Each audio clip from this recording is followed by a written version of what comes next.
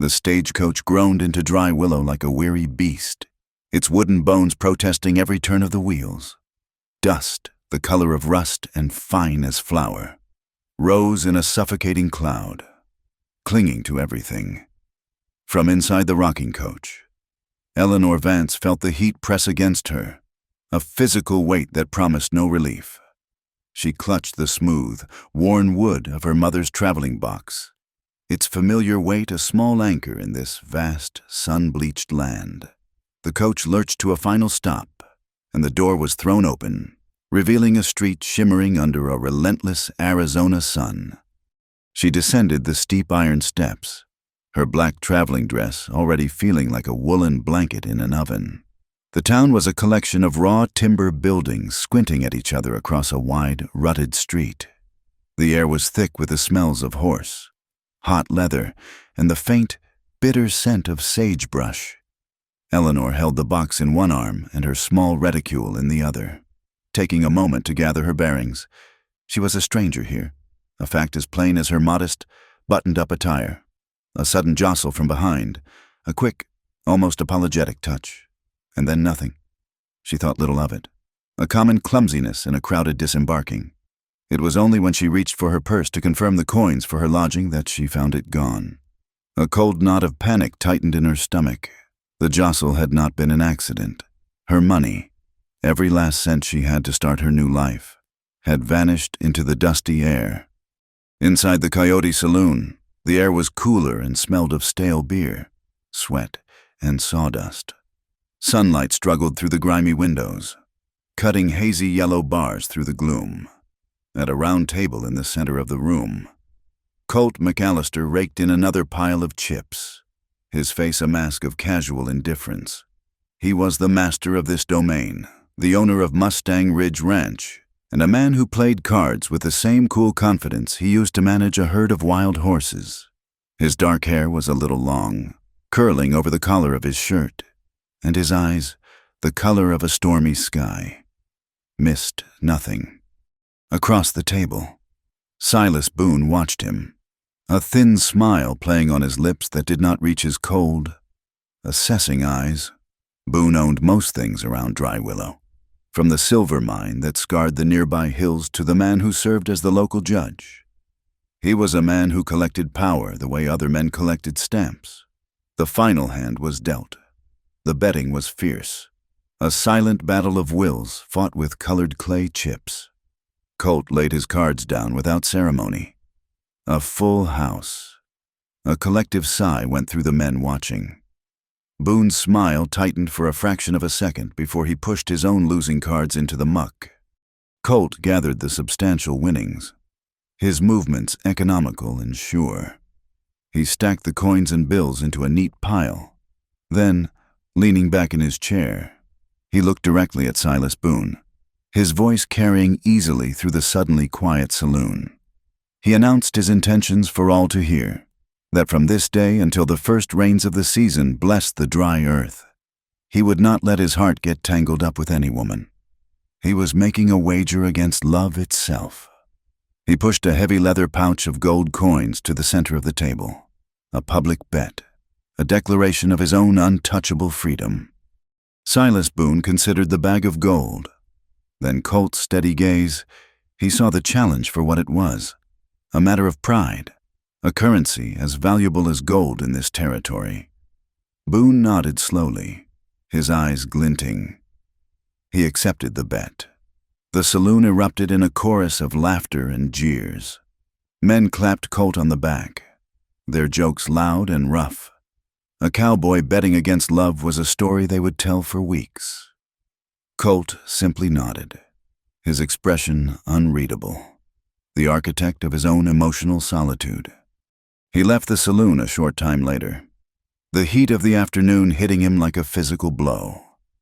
He walked toward the livery, his mind on the dwindling water supply at his ranch, not on the foolish bet he had just made. It was then that he saw her, standing alone and looking lost beside the newly arrived stagecoach. She was out of place, a pale flower wilted in the desert sun. Her dress was dark and sensible, the kind a woman from back east might wear, and she clutched a small wooden box to her chest as if it held the crown jewels. He saw the distress on her face, the subtle tremor in her hands.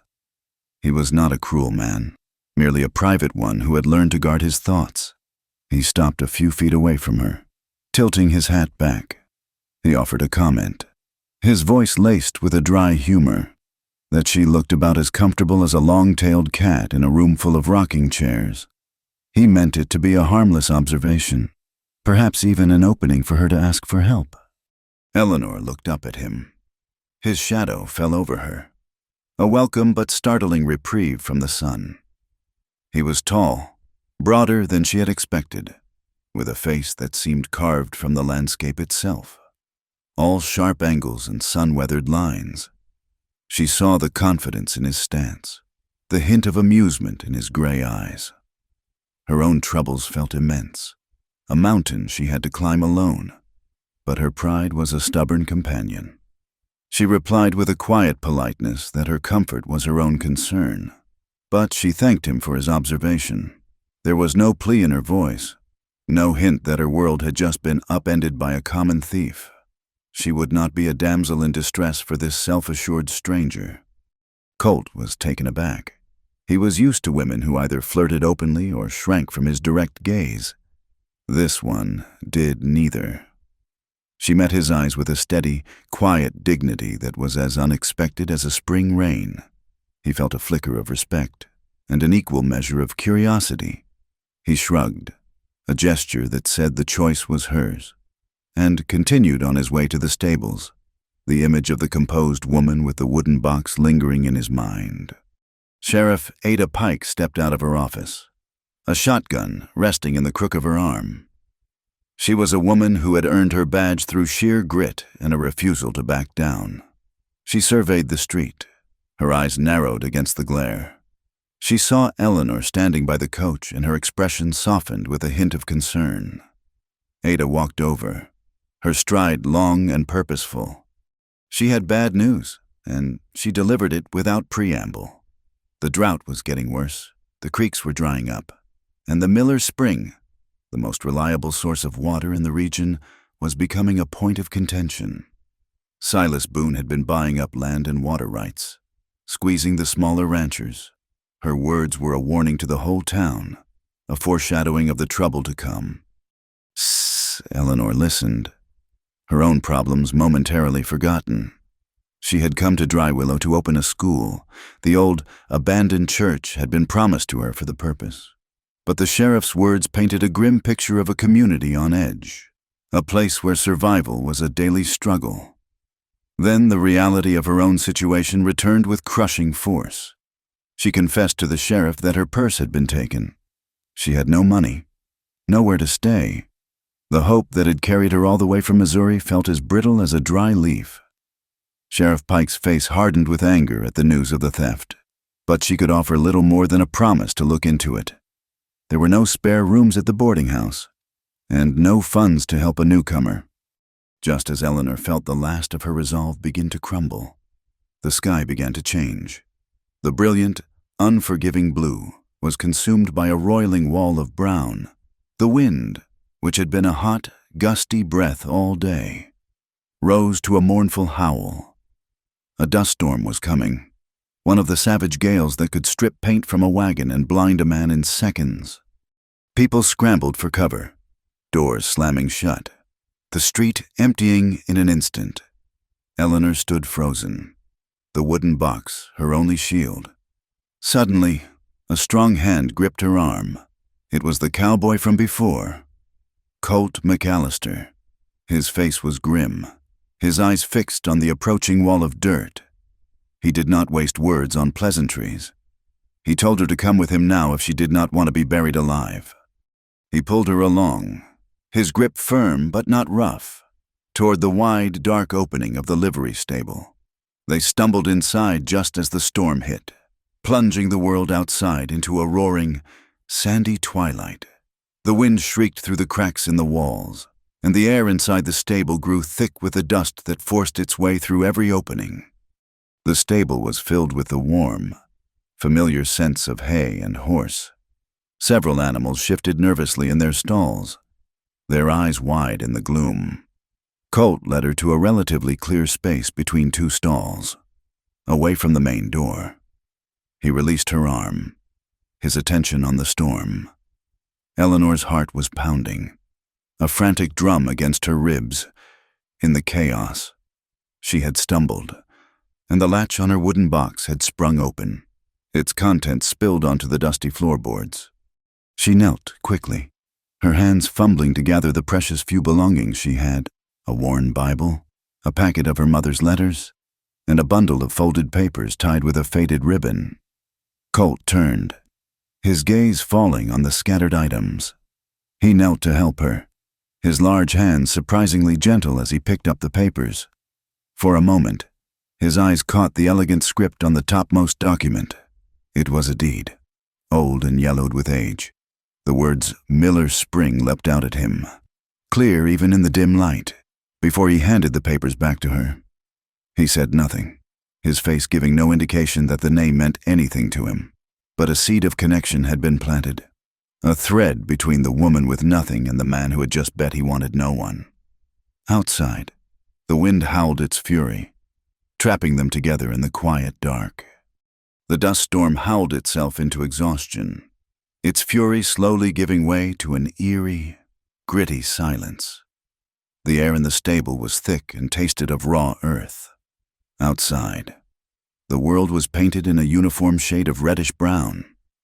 Eleanor Vance sat back on her heels, the scattered contents of her life gathered back into the wooden box, its lid now securely fastened. The cowboy, Colt, stood up, brushing dust from his trousers in a motion that seemed both casual and final. The brief, forced intimacy of the storm was over. Her predicament, however, remained.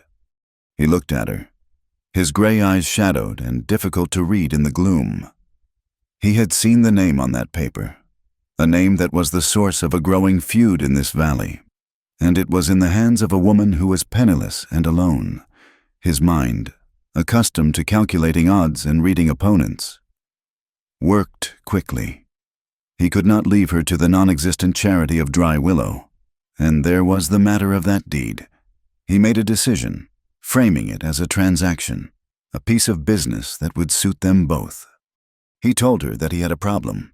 The children of his ranch hands, a handful of them, were growing up wild, without any schooling. He needed a teacher.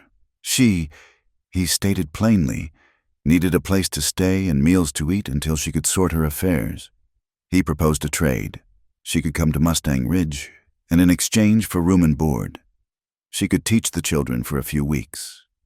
It was, he finished, a temporary arrangement. There was no pity in his voice, only practicality. Eleanor listened, her hands tightening on the handle of her box. The offer was a lifeline, but it came with the heavy weight of obligation to a man she did not know, a man whose confidence was as vast and intimidating as the landscape itself. Her pride bristled at the thought of accepting charity, but he had cleverly disguised it as employment. She was desperate. Her choices were to accept his offer or face a night on the street. With a quiet nod, she agreed, adding her own condition. It would be for a few weeks only, until she could establish the school in town. She would not be a permanent burden. He simply nodded. The deal struck. The ride to Mustang Ridge was a silent one. He provided her with a gentle mare, and they rode out of the dust-choked town as the sun began its descent, casting long, distorted shadows across the land. The world looked new and raw, scoured clean by the wind. Colt pointed out landmarks with a gruff economy of words: the distant line of the Dragoon Mountains, the dark slash of a dry riverbed. Eleanor said little, absorbing the stark, rugged beauty of the place. It was a land that promised nothing and demanded everything. She felt a profound sense of isolation, riding beside this quiet, self-contained man into an unknown future. The ranch house at Mustang Ridge was not grand. It was a long, low adobe structure, built to withstand the sun and the wind, its thick walls promising coolness and shelter. A sprawling network of corrals, a large barn, and several smaller outbuildings surrounded it. It was a place of work, solid and unpretentious, much like its owner. As they dismounted, a man and a woman emerged from the house. The man was wiry and weathered, with a kind face and dark, intelligent eyes. This was Miguel Alvarez. The woman beside him, Rosa, was his wife.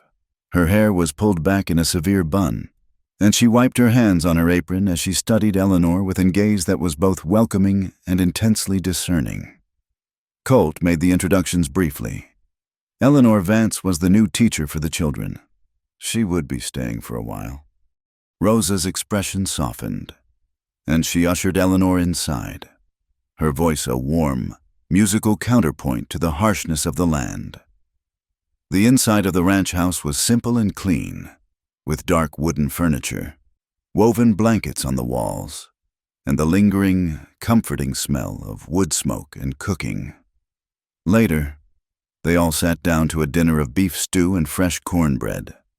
The conversation was led by Rosa, who had a sharp wit and a practical nature.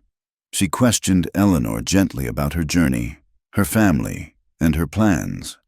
Miguel was quieter, but his occasional comments were insightful, and he treated Colt with a respect that was born of long years of loyalty and friendship. Colt, for his part, seemed to retreat into himself, observing the interaction more than participating in it.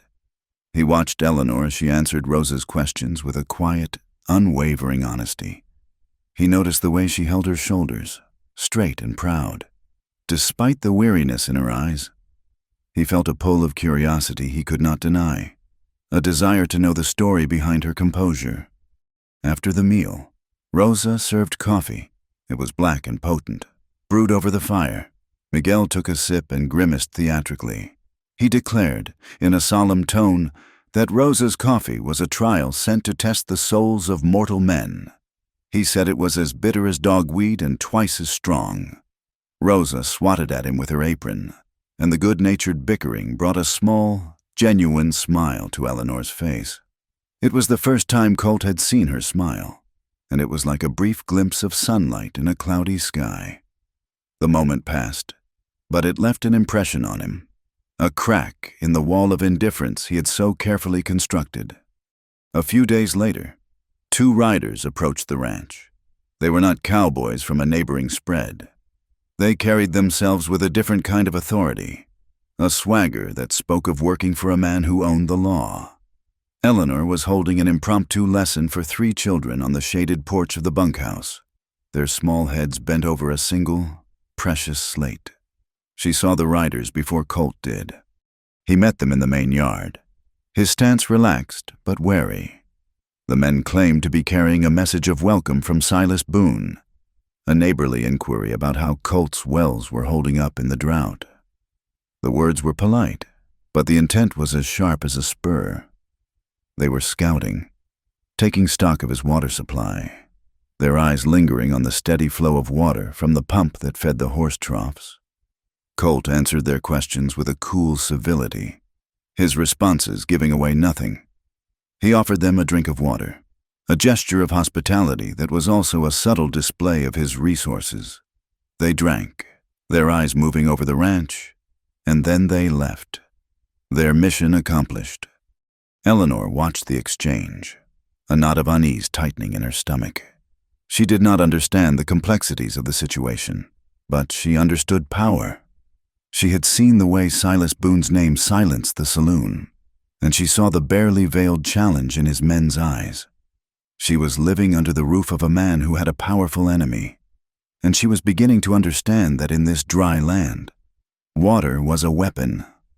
The days settled into a routine. In the mornings, Eleanor taught the children their letters and numbers. She was a patient and dedicated teacher, and the children, who had never had such focused attention, blossomed under her care.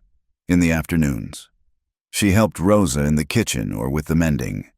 She was earning her keep, and it settled some of the disquiet in her soul. She was acutely aware of Colt McAllister. He was a constant, powerful presence on the ranch. Yet he kept a deliberate distance. She would see him breaking a wild Mustang in the corral, a breathtaking display of strength and understanding between man and beast. She saw his fairness with his men, the quiet respect he commanded. She recognized a deep well of decency in him, a kindness he tried to hide beneath a gruff exterior. Yet she remained wary. She had learned early in her life that a man's help was rarely a simple gift. It often came with invisible strings, unspoken expectations she was unwilling to meet. She told herself that her gratitude was for his timely help, nothing more. He had offered a business arrangement, and she would honor her part of it and then be on her way. Colt found himself watching her more often than he cared to admit. He would stand just out of sight of the porch, listening to the soft murmur of her voice as she taught the children. He saw her quiet strength, her uncomplaining nature. It stirred something in him, a feeling he had buried years ago after a woman had promised him a future and then disappeared, taking a piece of his trust with her. That bitter memory was the true foundation of his wager in the saloon. It was a public declaration that he would never again make himself vulnerable. This schoolteacher, with her gentle ways and her hidden sorrows, represented a danger to that vow. He reminded himself that she was a temporary fixture, a solution to a temporary problem.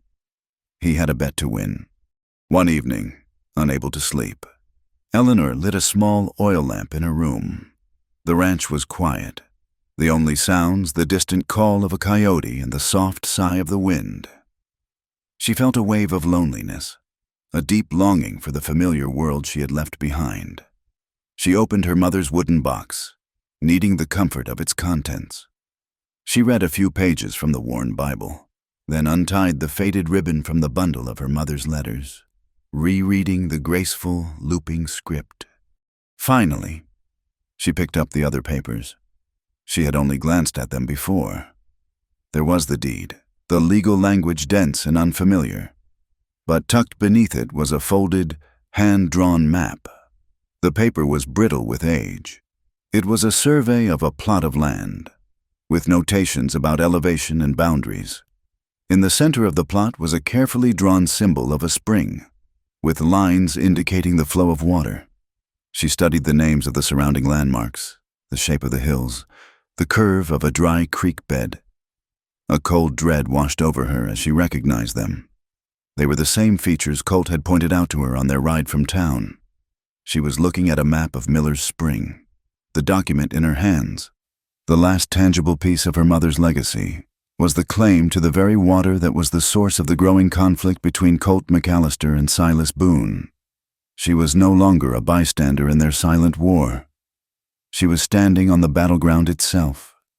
The weight of the map and the deed felt heavier than lead in Eleanor Vance's wooden box. For 2 days, the secret simmered within her, a silent companion to her every task. She taught the children, helped Rosa, and exchanged polite, distant pleasantries with Colt, all the while feeling like an imposter. The documents were a key, or perhaps a lit match. She did not know which.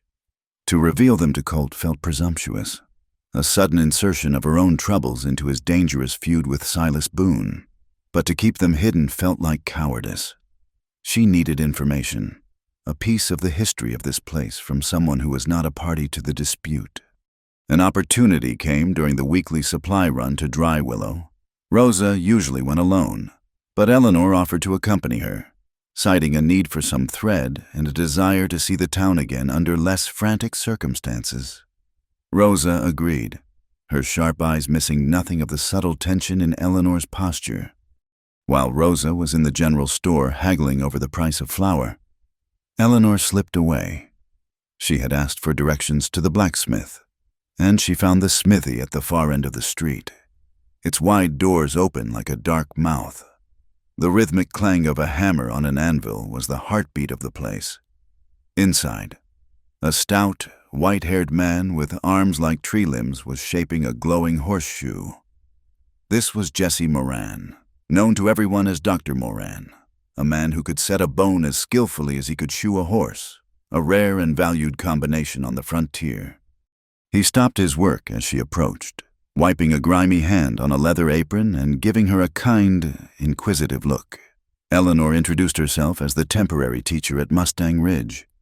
She began her inquiry cautiously, asking not about a deed, but about the history of the area. She said she had an interest in local names. She asked him about Miller's Spring. The old man's face lit up. History was one of his passions. He told her the spring was named for the Miller family, the first to settle that particular tract of land. Long before Silas Boone ever saw silver in the hills, they were good people, he said. A man and his wife. But tragedy had struck. A fever took the husband, and the wife, left alone with a young daughter, eventually decided she could not make a life in such a harsh place. She sold her livestock, packed her belongings, and took the stagecoach back east, disappearing from the history of Dry Willow. The land, he explained, was left in a state of limbo. The Millers had filed their claim correctly at the territorial office, but they left before it was officially registered with the local magistrate in the newly formed township of Dry Willow. Eleanor's heart hammered against her ribs. She asked, her voice barely a whisper, if he knew the wife's first name. Dr. Moran stroked his white beard, his eyes distant with memory. It was a pretty name, he recalled. A flower. Lily. Lily Miller. And her daughter's name was Eleanor. The world seemed to tilt for a moment. It was true. The papers were her inheritance, a direct link to the mother she barely remembered. She managed to ask one more question, her voice tight with emotion. What was the legal standing of such a claim? Dr. Moran explained that, according to territorial law, the deed was perfectly valid. The holder of that paper was the rightful owner of the land and its water. But without being registered in the town's ledger, it was a ghost. Anyone with a clever lawyer, like the one Silas Boone kept on his payroll, could argue it was an abandoned claim, a piece of paper with no more power than a dead leaf. To make it stand, it would have to be presented in open court. It would cause a firestorm. Back at Mustang Ridge, the school lessons on the bunkhouse porch had become the quiet center of the ranch's day.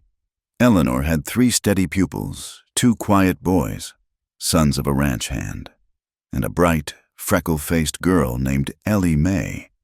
Ellie Mae was a whirlwind of questions and stubborn energy, and today she was wrestling with the word courage. She sounded it out phonetically, her brow furrowed in concentration, but the letters jumbled on her tongue. Eleanor knelt beside her, her voice soft and encouraging. She explained that courage was not about being unafraid, but about doing what was right, even when you were terrified. It was, she said, like standing firm when a big wind was trying to blow you over. Ellie Mae considered this, then looked up at Eleanor with wide, serious eyes and asked if Miss Vance had courage. The question, so simple and direct, struck Eleanor to the core. Before she could answer, one of the boys chimed in, saying that his papa said it took courage just to get out of bed some mornings when the north wind blew. They all laughed, the serious moment broken by childish pragmatism. From the shadows of the barn doorway, Colt watched, unseen. He had stopped to check a saddle strap and had found himself lingering, drawn by the sound of their voices. He saw the patience on Eleanor's face, the gentle way she guided the children. He heard her definition of courage and felt an unexpected sting of recognition. He saw the brief, vulnerable flicker in her eyes at Ellie Mae's question. And then he saw her smile, a genuine, unguarded smile that transformed her serious face. A warmth spread through his chest, an unfamiliar and unsettling sensation. He had built his world on the principles of control and emotional distance. Yet this quiet woman from Missouri was chipping away at his defenses without even trying. He turned and walked away before anyone saw him, the image of her smile imprinted on his mind.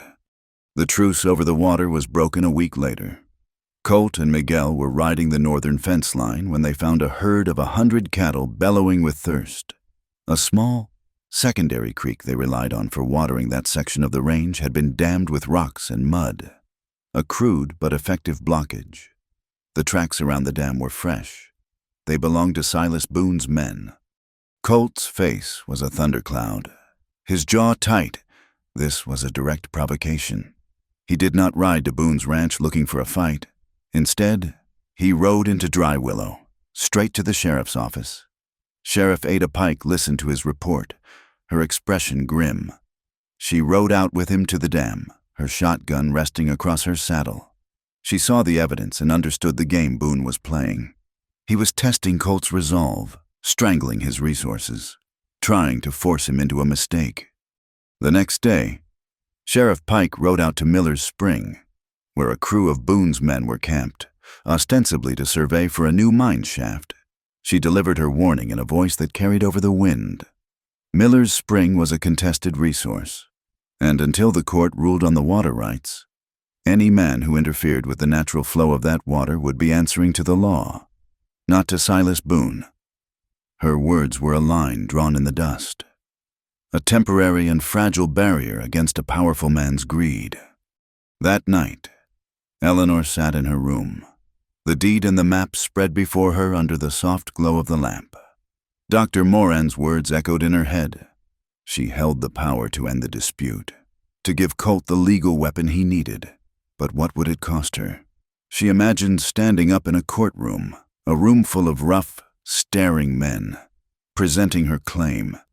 They would see a penniless woman suddenly producing a valuable document. They would call her an opportunist, a schemer. Silas Boone would paint her as a fraud, a woman who had somehow conspired with Colt. The thought made her feel sick. Her integrity was all she had left. She could not bear to have it questioned. She folded the papers and put them away, the secret once again locked in the darkness of the box. Her inner turmoil made her restless. She found it difficult to be around Colt, the unspoken truth standing between them like a wall. He seemed to notice her unease, though he said nothing. One afternoon, he found her watching the horses in the main corral. He had observed her riding, and while she was competent, she was also stiff and uncertain, a passenger more than a rider. He walked up beside her and, without any preamble, told her she was holding the reins too tightly. He offered to show her a better way, to teach her to ride with the horse, not just on it, hesitantly. She agreed. He saddled the gentle mare for her and led her to a smaller, empty corral. He had her mount, and then he stood beside her, his voice low and patient as he explained the subtleties of balance and command. He told her to feel the horse's movements, to anticipate them, to become a part of its rhythm. To adjust her posture, he placed his hands on her waist, his touch firm and impersonal. Yet it sent a jolt through her. Then he reached for her hands on the reins. He did not simply correct her grip. He placed his large, calloused hands over her smaller, gloved ones, guiding them to the correct tension. For a long moment, they stood like that, his hands covering hers, the warmth of his skin seeping through the thin leather. The world seemed to shrink to the space between them, the scent of horse and dust and the faint, clean smell of the soap he used. A tremor ran through her, a current of awareness that had nothing to do with the horse. He felt it, and his grip tightened for a fraction of a second before he pulled away, his face unreadable. He cleared his throat and stepped back. The lesson abruptly over. Neither of them spoke of it, but the brief, charged touch had changed the landscape between them. Word travels fast in a small town, and faster still when it concerns a man like Colt McAllister. The story of the new schoolteacher living at Mustang Ridge, coupled with sightings of the rancher giving her private riding lessons, was woven into a tale of burgeoning romance. The whispers in the Coyote Saloon were no longer just about the drought. They were about Colt and his pretty, quiet teacher. The men who had taken his bet against love began to watch him with knowing smirks. The rumors inevitably reached Silas Boone. He saw the situation not as a romance, but as an opportunity. This woman was a potential weakness in Colt's armor. He decided on a new tactic. He sent one of his men to Mustang Ridge with a formal, written invitation. It was addressed to Miss Eleanor Vance, inviting her to dine with him at the hotel in town. The note was couched in the most gentlemanly terms, offering his assistance. He had heard, the letter stated, that she held some old family papers of legal significance. As a pillar of the community, he would be honored to help her navigate the complexities of registering them with the court. Eleanor read the letter, a chill running down her spine. His offer was a silken trap. He was fishing, trying to confirm what he suspected, and trying to pull her to his side. She knew that accepting his invitation would be a betrayal of the quiet decency she had been shown at Mustang Ridge. It would be an alliance with a man who dammed creeks and intimidated his neighbors. She took the pen and ink Rosa provided and wrote a polite but firm refusal. She thanked him for his kind offer, but stated that her affairs were in order and she required no assistance. She sealed the note and handed it to Boone's waiting messenger. When Silas Boone read her reply, the thin smile on his face vanished. He had offered her a place on the winning side, and she had rejected it. She had chosen the quiet rancher over the king of Dry Willow. He crumpled the note in his fist. If the schoolteacher would not be his ally, she would be an obstacle. And Silas Boone had a simple and effective way of dealing with obstacles. The attack came in the dead of night, under a sliver of a moon that offered more shadow than light. A horse nickered nervously in the corral, a sound that pulled Colt McAllister from a light, restless sleep. He was on his feet in an instant, pulling on his trousers and grabbing the pistol he kept on the bedside table. Another sound followed, not from an animal, but the low, hungry crackle of fire. He threw open the door and saw it. Orange light flickered against the side of the main barn, where a mountain of hay was stacked for the winter. Flames were already licking up the dry stalks, devouring the ranch's future with a terrifying speed. He yelled for Miguel, his voice a raw command that cut through the night. The door of the small bunkhouse flew open, and Miguel emerged, already understanding. There was no time for questions. They grabbed buckets, shouting for the other hands as they ran to the water pump. The pump handle became a frantic piston, filling the buckets in a desperate race against the fire. The heat was immense, a physical presence that seared the skin and stole the breath. They threw water onto the base of the flames, hissing clouds of steam rising into the night, only to be swallowed again by the fire. The air filled with the thick, acrid smoke of burning grass. From the ranch house, Eleanor and Rosa appeared, their faces pale in the demonic light. Eleanor's first thought was for the horses, trapped in their stalls in the adjacent stable, their terrified squeals a high, sharp counterpoint to the fire's roar. While the men fought the main blaze, she ran to the stable doors, her heart pounding with a fear that was cold and sharp. She struggled with the heavy wooden bar, her hands raw against the splintered wood. Rosa was right behind her, adding her strength. The bar gave way, and they began leading the panicked animals out into the far corral, their voices low and soothing despite the chaos. A section of the burning haystack collapsed, sending a shower of embers onto the barn roof. One caught, and a tiny lick of flame began to crawl up the dry shingles. Colt saw it and knew they were seconds from losing everything. He grabbed a heavy horse blanket from a fence rail, soaked it in the trough, and scrambled up the side of the corral to get onto the low-pitched roof. He moved with a cat-like agility, beating at the nascent flame with the heavy, wet wool. He was focused entirely on his task when a burning timber, weakened by the fire, broke free from the main stack and fell, striking him a glancing blow on the shoulder as it tumbled to the ground. He grunted in pain, his arm going numb for a second. But he did not stop. He beat the last of the embers into submission before sliding carefully back to the ground.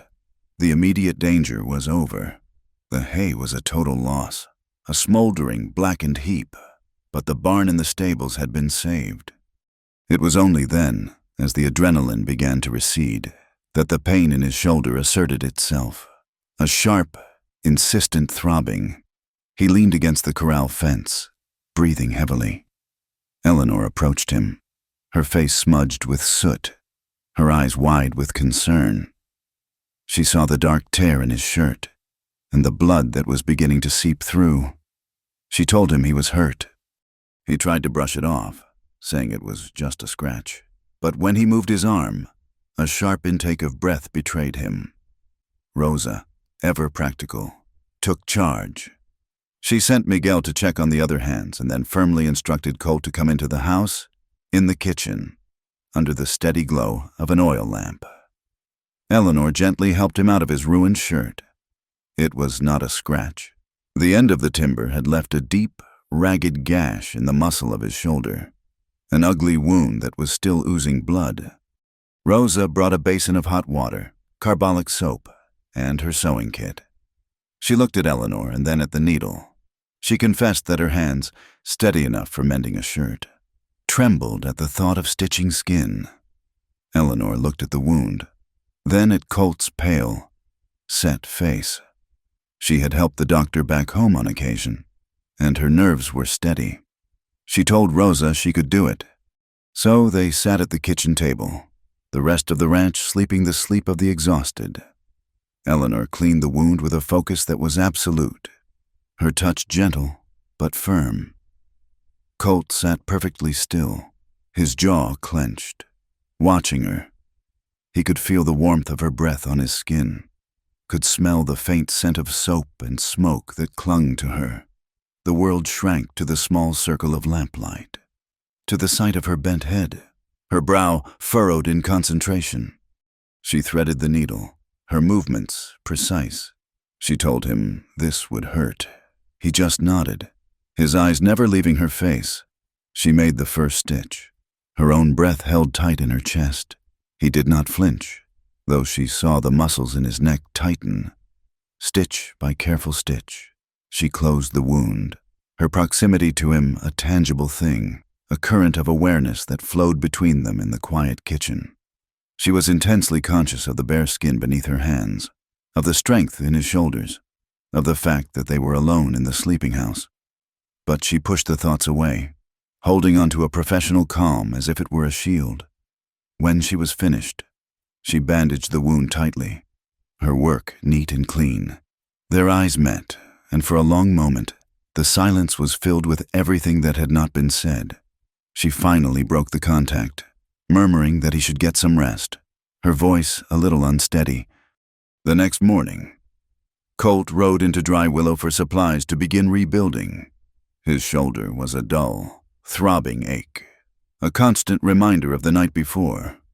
He tied his horse outside the general store, his movements stiff. A group of men sitting on the porch, friends of his, saw the sling his arm was in and the bandages peeking from his collar. They started in with the usual rough, good-natured teasing. One of them joked that he must have gotten hurt wrestling with his conscience over that bet he made. Another slapped his good shoulder, laughing as he said that having a pretty schoolteacher living under his roof was bound to cause a man some kind of injury. Normally, Colt would have returned their banter with a dry remark of his own. But today, their words struck a raw nerve. The memory of the previous night, of Eleanor's quiet competence, of her face so close to his in the lamplight, was too fresh. He felt a profound and infuriating sense of being crowded, of losing the solitary ground on which he had built his life. The teasing about the bet felt like a judgment on a weakness he refused to acknowledge. His pride, the very thing that had prompted the wager, rose up like a cornered animal. He finished his business in the store, his mood black. He made a sudden decision. He told one of his men who had ridden in with him to take the supplies back to the ranch. He was not coming back right away. He needed some air. He was riding up to the line shack in the high country for a few days. He said, to check the far pastures and to get away from all the trouble.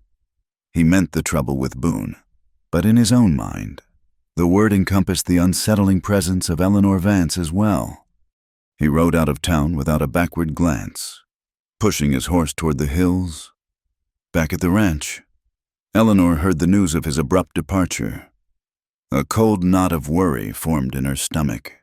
He was injured, and he was going up into the mountains alone. It was foolish and proud, and it was entirely in character for the man she was beginning to understand. Acting on an impulse she did not try to analyze, she went to her room. From her medical supplies, she took fresh linen for bandages and a small tin of healing salve. She wrapped them in a piece of clean cloth. Then, she put on the simple white shawl she wore to ward off the evening chill and went to the corral. She rode not to stop him, but to see that he was provided for. She followed his tracks up into the rolling hills, the landscape growing wilder, dotted with piñon pine and juniper. She finally saw him on a high ridge, a place where the pines thinned, offering a panoramic view of the valley below. His horse was standing still, and he was looking down at the lush green line that marked the path of Miller's Spring. She dismounted and walked the last few yards, her footsteps silent on the thick bed of pine needles. He heard her and turned, his face a mask of surprise and annoyance. Before he could speak, before he could tell her to go back, she simply held out the small bundle. She told him that he would need to change the dressing, and that the salve would help prevent infection. There was no accusation in her voice, no plea for him to return. He looked from the package to her face. The mountain air had brought a touch of color to her cheeks, and the white shawl framed her earnest expression. And then, she gave him a small, hesitant smile. It was not a smile of flirtation or of triumph. It was a smile of pure, unadorned, human concern. It was a smile that expected nothing in return. It asked for nothing, judged nothing. It simply was. That smile struck him with the force of a physical blow. In that single, quiet expression, he saw the depth of her character, her steadfastness, her simple, unshakable decency. It was a quality as pure and vital as the spring water flowing in the valley below them. And in the face of it, his own stubborn pride, his celebrated independence, his ridiculous public bet. All of it seemed like a house of cards built by a fool. He felt the foundations of his own defenses crumble to dust. He took the bundle from her hand, their fingers brushing for a moment. He looked down at the valley, then back at her, a strange, self-mocking expression on his face. He spoke, but his voice was a low murmur, directed more at himself than at her. A confession made to the wind and the pines. The arrogant cowboy bet against love, he said, shaking his head slowly, until the quiet virgin smile made him stay forever. He looked at her for a long moment more. Then, without another word, he swung himself into the saddle. He turned his horse's head not toward the high country, but back down the trail, back toward Mustang Ridge. From a hidden position across the small canyon, a man named Harlan lay on his belly, a rifle resting on a rock before him. Silas Boone had sent him to watch the spring, to report on Colt's movements. He had seen the whole exchange through his rifle sights. He had seen the woman ride up, had seen her offer the small package. He had seen her smile, and he had seen the profound effect it had on the hard man who was his boss's enemy. Harlan was a man who worked for wages, who did what he was told, but he was not a man without a conscience. What he had just witnessed was not part of the bitter feud between two powerful men. It was something else entirely, something quiet and decent. A seed of doubt, a feeling akin to shame, began to sprout in the barren soil of his soul. He slowly lowered his rifle, a deep frown creasing his brow. The makeshift courtroom in the Dry Willow Town Hall was suffocating. The late afternoon sun beat through the tall, dusty windows, illuminating swirling motes of dust in the stagnant air.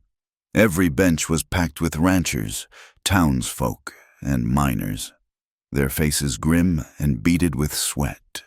They had come to witness the first move in the chess match for the valley's survival.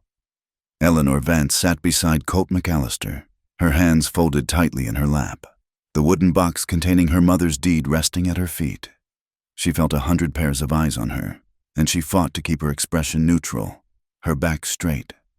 Across the room, Silas Boone sat with the casual arrogance of a man playing with a stacked deck. Beside him was his lawyer and the man he had installed as the circuit judge, a man named Miller, whose primary qualification was his complete subservience to Boone. Sheriff Ada Pike stood before the judge's bench, her voice calm and clear as she presented the claim on behalf of Eleanor. She laid out the facts the deed was authentic, filed with the territorial office decades ago by Lily Miller, and the claimant was her sole heir, Eleanor Vance. The judge, a man with a perpetually nervous twitch near his eye, picked up the deed as if it were a dead snake. He peered at it through his spectacles, his gaze flicking repeatedly toward Silas Boone. He did not need a signal. He knew his role. He cleared his throat and announced, in a voice that was both pompous and weak, that the document was, on its face, irrelevant. It had never been filed in the Dry Willow Town Ledger. According to local statute, he declared, it was an unrecorded and therefore abandoned claim. He made a move to dismiss the hearing. A low, angry murmur went through the room. Colt's hand clenched into a fist on his knee. He had expected this, but the blatant, undisguised corruption still sent a hot spike of fury through him. Before he could speak, Sheriff Pike stepped forward again. She reminded Judge Miller, her voice ringing with an authority that had nothing to do with a title, that territorial law superseded local statute. An officially filed territorial deed, she stated, could not simply be erased. She formally requested a stay of 30 days to allow for a courier to ride to the capital and return with certified copies and a clarification from the territorial marshal. The judge stammered, his twitch becoming more pronounced. He looked to Boone, who gave a nearly imperceptible shrug. To deny the sheriff's request would be too obvious, an admission of guilt that even he could not afford. Grudgingly, the judge granted the stay. 30 days. It was a small victory, a temporary dam against a flood. But it was something. As the room emptied, Eleanor felt a wave of dizziness. She had faced the town, and she had been dismissed as a ghost. The weight of Boone's power felt like a physical presence, pressing down on her. That night, a deep quiet settled over Mustang Ridge, but it was a tense, watchful silence. Colt stood by the corral, looking out at the dark shapes of the hills, his mind turning over their limited options. He heard a faint sound behind him, the scuff of a boot on hard-packed earth. He turned, his hand dropping instinctively to the pistol at his hip. A figure emerged from the deep shadows of the barn. It was Harlan, one of Boone's men, the same man who had been watching from the hills. Harlan held his hands up, palms out, a gesture of peace. His face was a mess of conflict and regret. He looked like a man who had not slept in days. He told Colt he was not there to cause trouble. He had something for him. He said he could not stand by any longer. What had happened with the fire? He explained in a low, rushed voice. It was wrong, and what was coming was worse. From inside his coat, he pulled a small, leather-bound ledger. He held it out to Colt. It was Silas Boone's private expense book. In it, in Boone's own meticulous hand, were payments for the damming of the creek, payments to Judge Miller, and a large entry for the purchase of a crate of dynamite and blasting caps. Harlan then pulled a single, brass-cased blasting cap from his pocket, its copper wire glinting faintly. He pressed it into Colt's hand. Boone's plan, he revealed, was not just to control Miller's spring. It was to obliterate the current opening with a massive explosion and blast a new channel that would divert the entire flow onto his own property, leaving the rest of the valley to turn to dust. The fire had been a warning, a crude attempt to intimidate. The dynamite was the final solution. Colt stared at the ledger, then at the blasting cap in his palm. The cold, hard reality of Boone's plan settled in his gut like a stone. This was no longer a legal squabble or a war of attrition. This was a declaration of war against every living soul in the valley. Harlan told him Boone was getting impatient, that he would not wait for the 30-day stay to expire. He would act soon, with a final, haunted look. Harlan turned and disappeared back into the darkness, leaving Colt alone with the terrible proof of Boone's intentions. Colt walked back to the ranch house, his mind racing. The ledger and the cap were evidence, but Boone owned the court. Presenting it would likely get it dismissed on some trumped-up charge. No, the only weapon that had any real power, the only one that could rally the entire town and force the hand of the territorial government, was Eleanor's deed. Her claim was the moral and legal high ground, but to use it, to make it the centerpiece of their fight, he had to do more than just stand beside her in a courtroom. He had to champion her, to make her cause his own in the eyes of everyone. He stood on the porch, staring out at the star-dusted sky. He thought of his bet in the saloon. It had been such an easy, arrogant gesture, a public walling off of his own heart. For weeks, it had been a shield for his pride, a justification for keeping Eleanor at a distance. But now it was a chain. To fight for the town, he had to publicly bind himself to her. He had to stand before the same men who had laughed at his wager and show them that she and her fight were more important than his pride, more important than his money, more important than the lonely fortress he had built around himself. It meant publicly and personally losing the bet. The choice was stark. He could hold on to his pride and watch the valley die, or he could sacrifice it and give them all a fighting chance. There, in the cool silence of the Arizona night, the decision was not difficult at all. It was the only one a decent man could make. He had been so wrong. He had thought love was a trap, a vulnerability.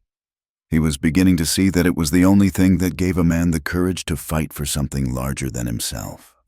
He found her sitting in a rocker on the far end of the porch, her white shawl wrapped around her shoulders against the night's chill. She looked up as he approached, her expression questioning. He did not sit down. He stood before her, the floorboards creaking under his weight. He told her that he had been a fool. He explained that he had just received undeniable proof that Boone intended to destroy the spring. He did not say how. He simply stated that their only chance was to fight back with her deed, and to do it together, as a united front. He looked down at his boots, then met her gaze, his own eyes stripped of all their usual irony and distance. He told her about the wager he had made in the saloon, about his stupid, prideful bet against the very thing she represented. And then he said, his voice low and rough with emotion, that he was forfeiting the bet. It was his surrender, not to her, but to the truth she had made him see. Before she could process his words, he leaned down. He put a hand gently on the arm of her chair, and he kissed her. It was not a kiss of passion, but of profound reverence. It was slow and deliberate, a question and a promise all in one.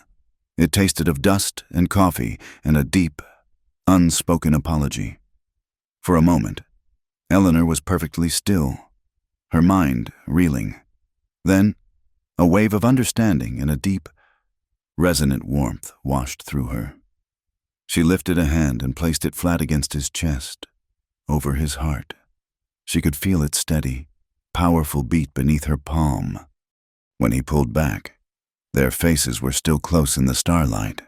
She looked into his eyes, and she saw the man he was beneath the calloused exterior, the man she had been slowly, cautiously, coming to trust. She believed him, and because she did, she offered him the one thing he needed most. "I trust you," she whispered, her voice clear and strong. "But do not let your pride win over your goodness." It was a perfect moment of peace and understanding, a silent pact made between two souls on a dark porch. And then the world broke. A low, deep rumble vibrated up through the floorboards, a tremor that seemed to come from the very bones of the earth. A heartbeat later, a silent flash of orange light illuminated the distant hills in the direction of Miller's Spring, painting the clouds in an apocalyptic glow. Then the sound arrived, a deafening boom that rolled across the valley like a clap of thunder, shaking the very air they breathed. They both stared in horror at the hills. Where the flash had been, a new, angry orange light was blooming against the blackness. It was small at first, a single malevolent eye. But even as they watched, it began to grow, to spread. to crawl up the side of the dry, pine-covered ridge. Silas Boone had grown tired of waiting. His test explosion had just set the entire mountainside on fire. The world held its breath for a silent second. And then the sound of the explosion hit Mustang Ridge like a physical fist. The ranch house windows rattled in their frames, and the ground itself seemed to shudder.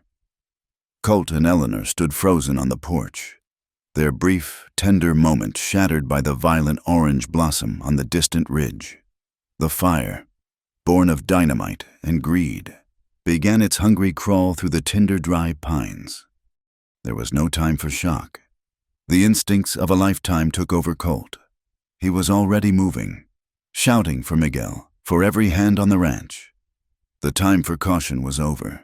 This was a war against an inferno. Within minutes, the yard was a whirlwind of organized chaos. Men were throwing saddles on the strongest horses, grabbing shovels, axes, and every bucket they could find. The red glow on the mountain was their new, terrible sun, and it was growing with every passing second. As the men prepared to ride out, Eleanor's mind raced. Panic was a useless luxury. She saw the fear in the eyes of Rosa and the few other women. She saw the children huddled by the bunkhouse, their small faces illuminated by the distant disaster. She knew her place was not on the fire line with the men. Her battlefield was here. She went to Rosa, her voice low and steady amid the shouting. They had to save the food. The ranch's main storehouse, filled with sacks of flour, beans, and salted meat, was directly in the path of the wind-driven embers. Rosa nodded, her face grim but resolute. Together, they rallied the others. Eleanor, with a calm she did not know she possessed, organized a human chain.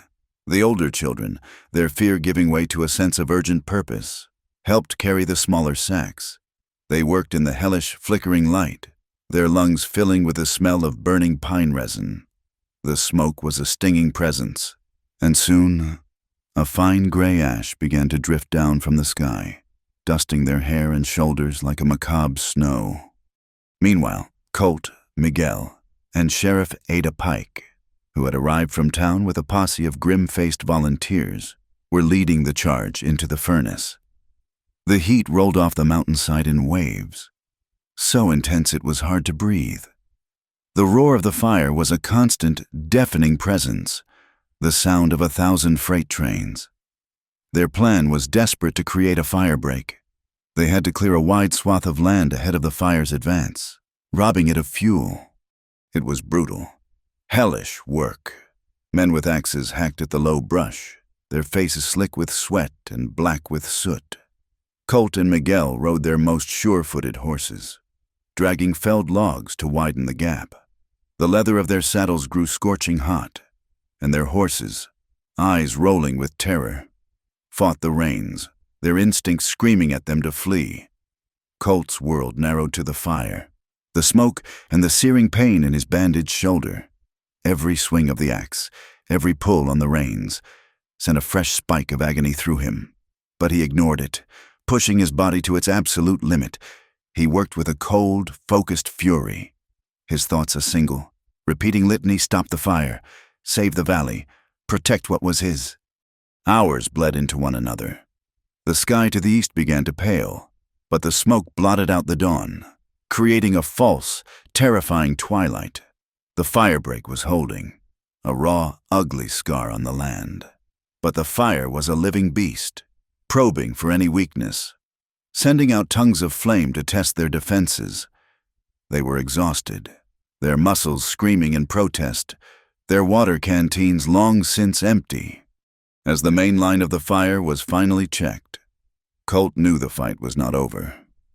The source of it all, the man who had unleashed this devastation, was still at the spring. Boone would not have stopped with a single explosion, leaving Miguel and the sheriff to manage the exhausted crew. Colt spurred his horse through the smoking, blackened landscape toward the head of Miller's Spring. The air near the spring was thick and almost unbreathable. The ground was scorched, and the rocks were still hot to the touch. Through the haze, he saw Silas Boone, his fine town clothes smeared with dirt, standing near a newly blasted crater a few yards from the spring's original opening. Several crates of dynamite were stacked nearby. Boone was not watching the fire. He was studying the flow of water, his face a mask of obsessive concentration. He held a pistol in his hand, its metal dull in the smoky light. Colt dismounted. Pulling his own pistol, he called Boone's name, his voice a raw rasp. Boone turned, his eyes wide and feverish. There was no remorse in them, only the frustration of a man whose careful plans had been interrupted. He raised his pistol, his aim unsteady. He snarled that the valley belonged to him, that he would turn it to a desert before he let a dirt-poor rancher and some meddling woman take what was his. He fired. The shot was wild, kicking up dirt near Colt's feet. Before Colt could return fire, a figure burst from the smoke-shrouded trees. It was Harlan. He threw himself at Colt, shoving him hard to the ground just as Boone fired a second time. The bullet that would have struck Colt in the chest instead tore through Harlan's side. He cried out, a sharp, ragged sound, and collapsed. In that split second of distraction, Colt rolled and fired. His shot was true. It struck the pistol from Boone's hand, sending it spinning into the rocks. Boone stared at his empty, stinging hand, his face a picture of disbelief. His power, his control, had vanished in an instant. Footsteps crunched on the scorched ground. Sheriff Ada Pike emerged from the smoke, her shotgun leveled at Boone's chest. 2 deputies were with her. Her face was a mask of cold fury. She told Boone he was under arrest for arson, attempted murder, and a half-dozen other crimes she looked forward to listing. Boone began to bluster, to threaten, but she cut him off. She held up the small, leather-bound ledger that Harlan had given Colt. She told him that his own handwriting would be enough to see him hang. The fight went out of Silas Boone. He slumped, a man defeated not by a gun, but by a simple book of numbers. The trial was a formality. It took place 2 days later in the same town hall, but the atmosphere was completely different. The room was packed not with spectators, but with survivors. Their faces were haggard. Their clothes still smelled of smoke, but their eyes were clear and united. With Boone's ledger as evidence and Harlan's sworn testimony from his cot at Dr. Moran's, the verdict was swift. The judge, his face pale and his twitch now a constant tremor, had no choice but to recognize the authority of the territorial court. Silas Boone was found guilty and remanded for transport to the federal prison. Then came the matter of the spring.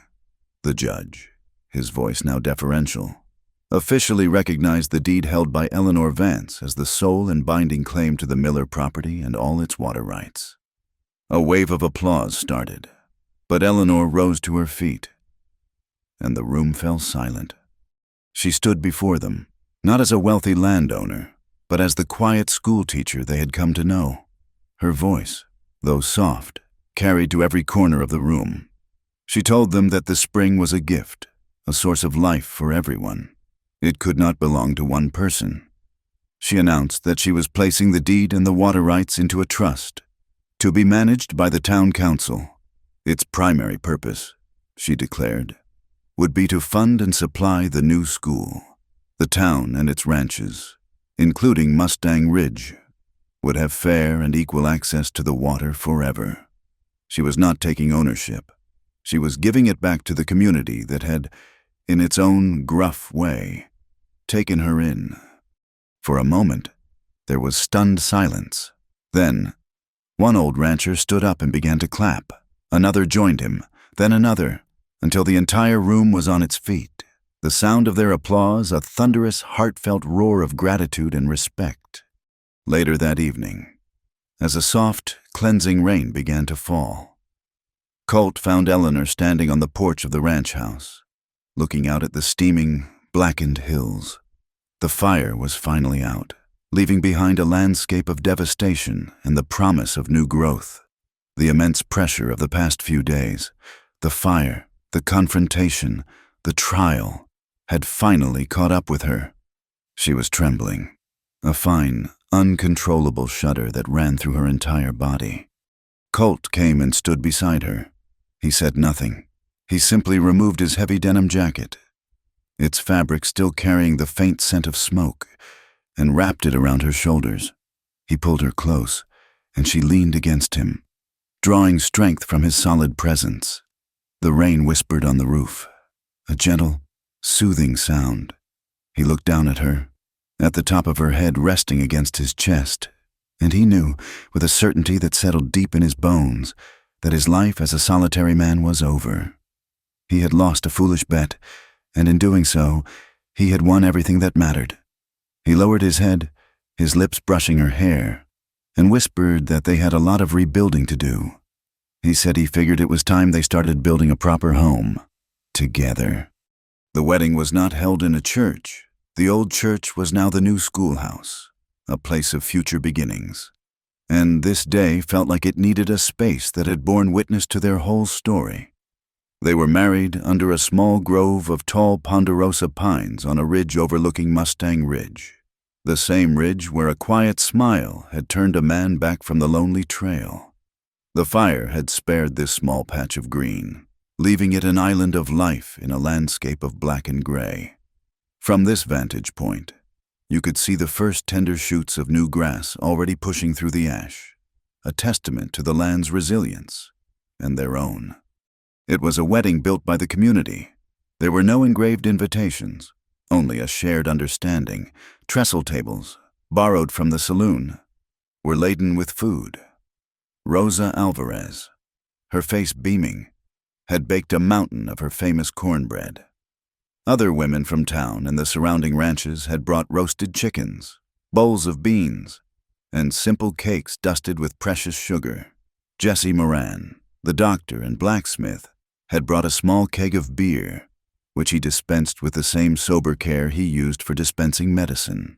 A cowboy with a surprisingly gentle touch coaxed sweet, mournful tunes from a fiddle, the music drifting through the pines like a sigh of relief. Eleanor wore a simple blue dress, the best one she owned, her hair pinned up with a few wild daisies Ellie Mae had picked for her that morning.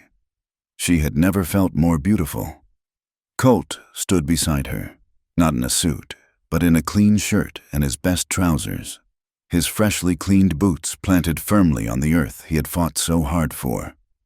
His injured shoulder was healing, the sling gone, though he still moved with a certain stiffness.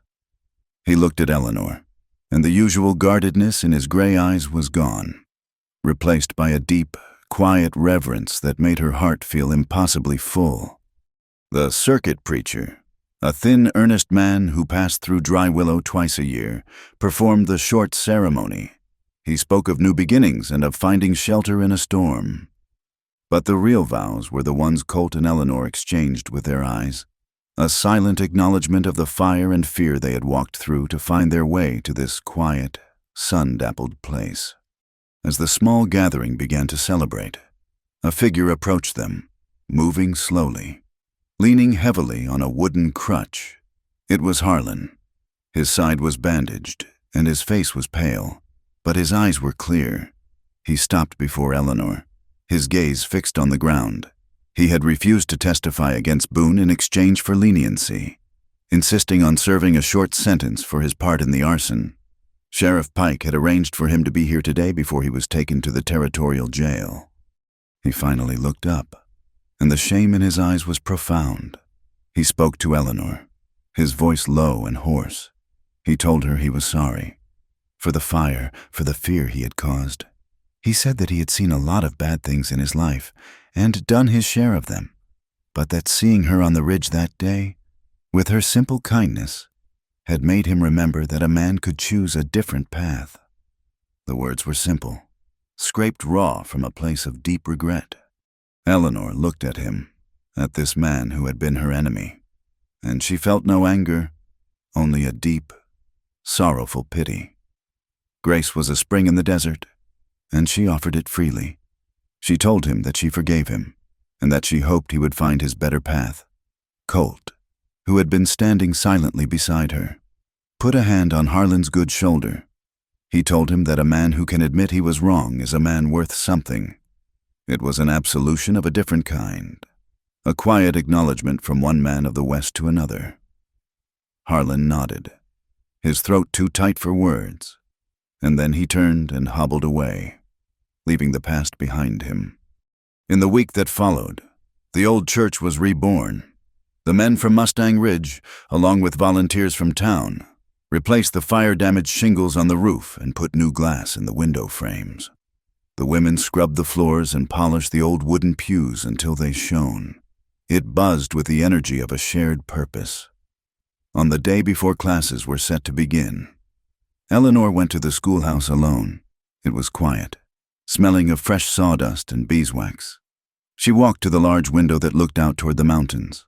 From her bag, she took the simple white shawl she had worn on the day she followed Colt up the ridge. It was a humble piece of wool, but to her, it was a banner of a quiet victory. She carefully hung it over the top of the window frame, where it would catch the morning light.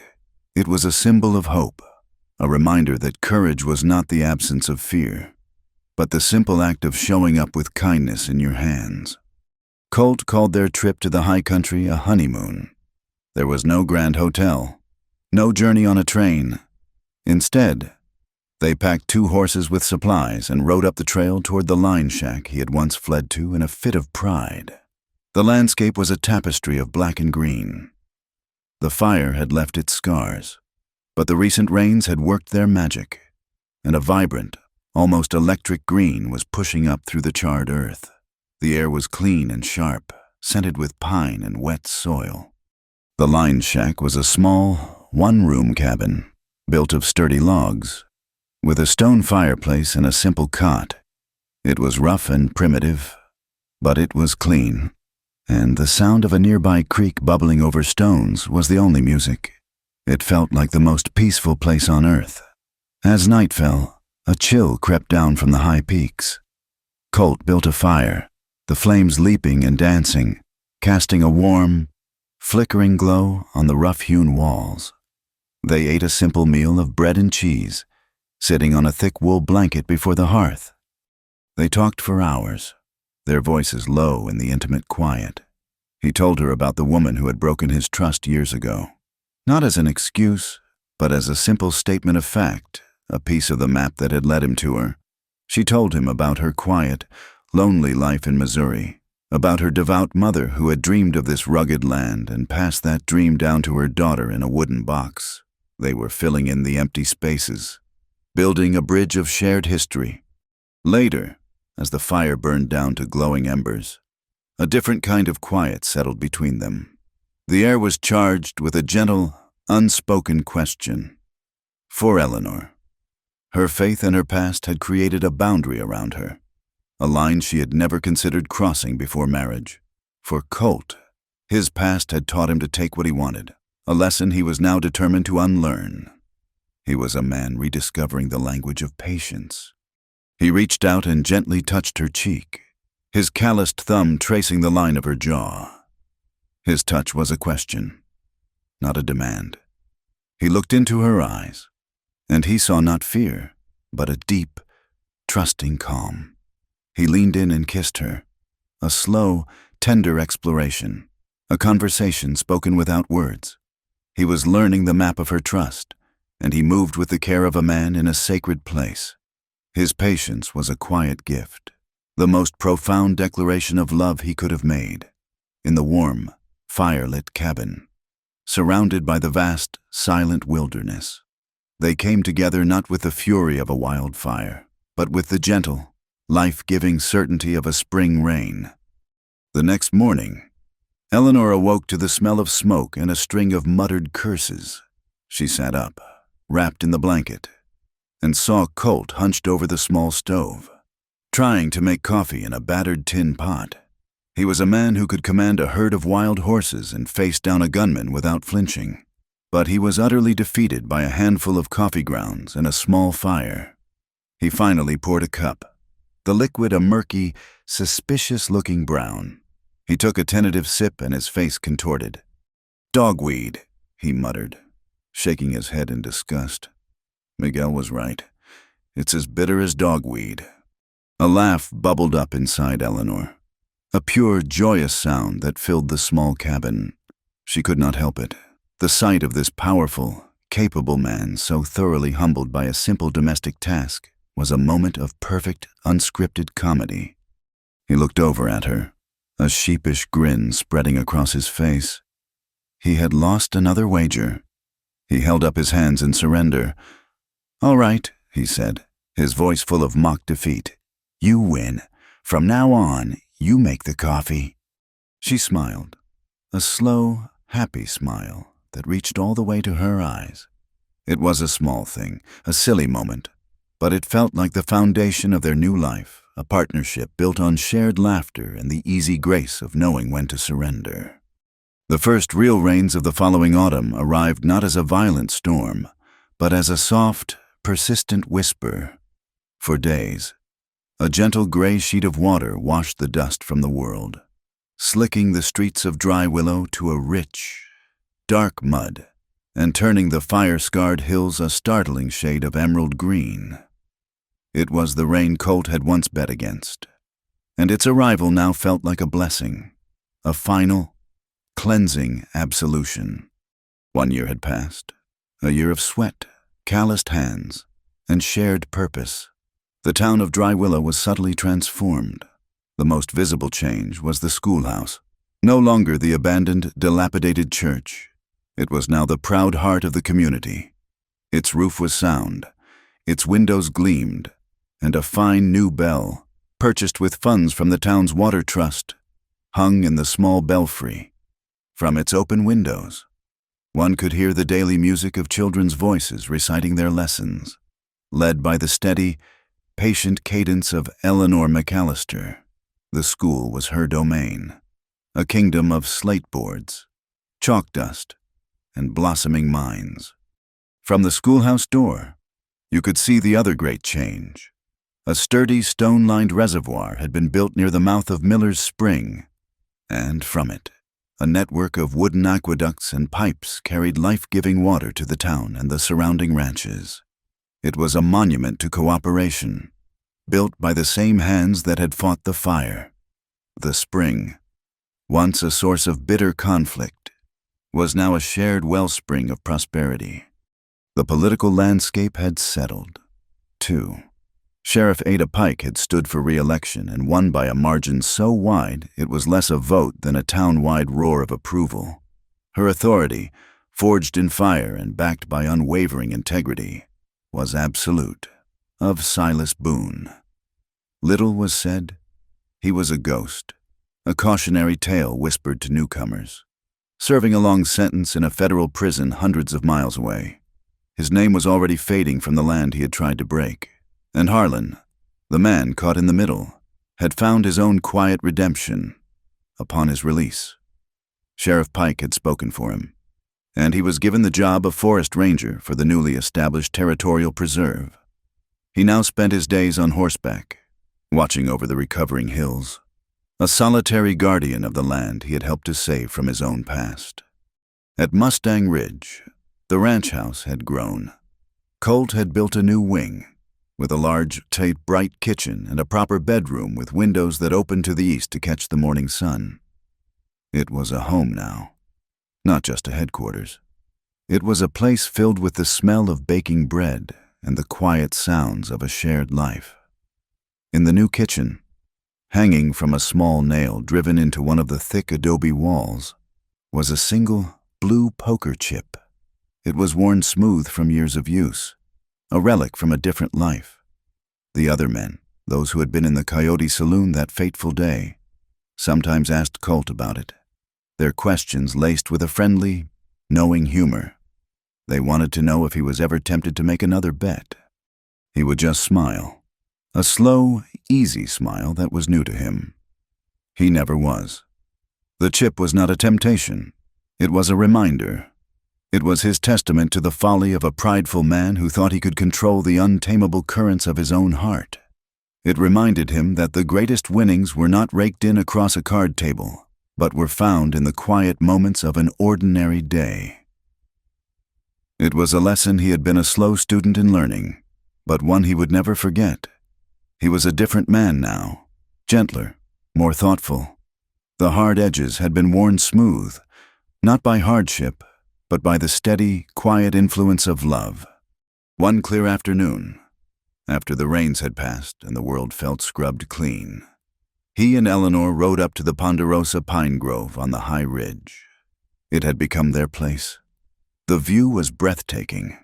The valley spread out below them, a patchwork of recovering land and enduring life. The new reservoir at the spring glittered in the sun like a dropped jewel. They dismounted and stood together, side by side, not needing to speak. The comfortable silence between them was a language they had perfected. Colt broke the quiet, his voice laced with a gentle, self-deprecating humor.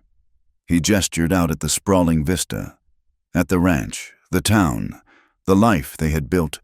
"You know," he said, his eyes crinkling at the corners, "a long time ago, standing right about here, a very foolish man made a bet that he would never let his heart get tangled up with anyone." Eleanor turned to look at him.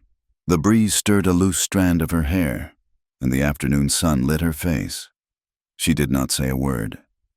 She simply smiled at him. It was the same smile he remembered from that first day on this very ridge. It was not a smile of victory or amusement.